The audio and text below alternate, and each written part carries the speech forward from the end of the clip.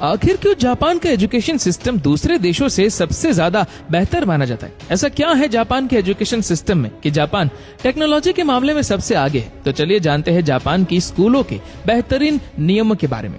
दोस्तों, जापान में स्कूल का टाइम सुबह 8:30 बजे से शुरू होता है और सभी को टाइम पर पहुंचना जरूरी होता है। अगर स्टूडेंट 5 मिनट लेट हो जाता है तो उसे 1 सप्ताह तक जल्दी आकर अपनी क्लास की साफ सफाई करनी पड़ती है और यही उसकी सजा होती है। साथ ही जापान के स्कूलों में जो भी चीज सिखाई जाती है वो हर चीज प्रैक्टिकल करके ही समझाई जाती है। यहाँ पर सभी बच्चे सभी चीजों को प्रैक्टिकल करके ही सीखते हैं, इसीलिए यहाँ के लोग सबसे ज्यादा इनोवेटिव माने जाते हैं।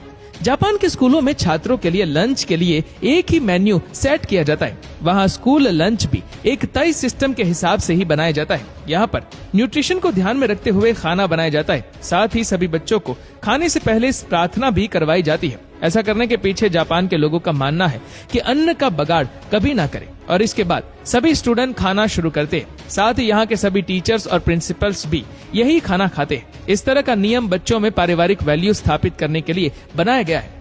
हैरान कर देने वाली बात तो ये है कि खाना खा लेने के बाद यहाँ के स्कूल को क्लीन करने के लिए कोई सफाई कर्मचारी नहीं होते, बल्कि स्कूल के सभी स्टूडेंट को मिलकर पूरे स्कूल की सफाई करनी होती है और स्कूल के सभी टीचर और प्रिंसिपल को भी ये सब करना पड़ता है। इसमें क्लास में झाड़ू लगाने से लेकर बाथरूम साफ करने तक सभी चीजों को साफ किया जाता है और इससे स्टूडेंट को साफ सफाई रखने की वैल्यू पता लगती है और यही काम को वही लोग अपना कर्म समझते हैं। साथ ही ऐसा इसलिए भी किया जाता है ताकि बच्चे बचपन से ही अपनी माँ के घर को साफ करवाने में मदद कर सके और साथ ही टीचर्स और प्रिंसिपल्स भी ये काम इसीलिए करते हैं ताकि बच्चों को ये दिखाया जा सके कि साफ सफाई करने में कोई छोटा या बड़ा नहीं होता। साफ सफाई करना छोटे से लेकर बड़ों तक सभी का फर्ज होता है। साथ में स्कूलों में बच्चों को ये भी सिखाया जाता है कि लोगों के साथ बातचीत कैसे करें, लोगों का मान सम्मान कैसे रखें और अपने भगवान को याद जरूर करें।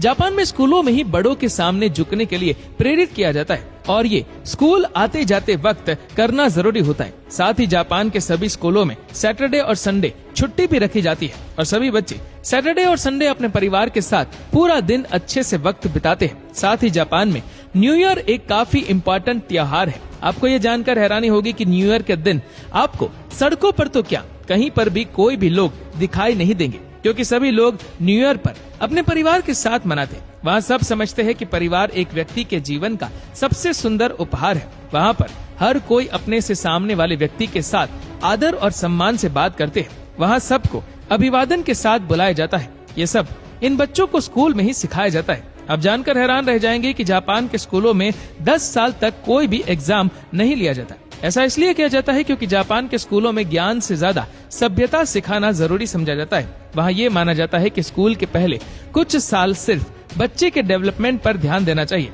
जिससे उसके अंदर अच्छे संस्कार डाले जा सके।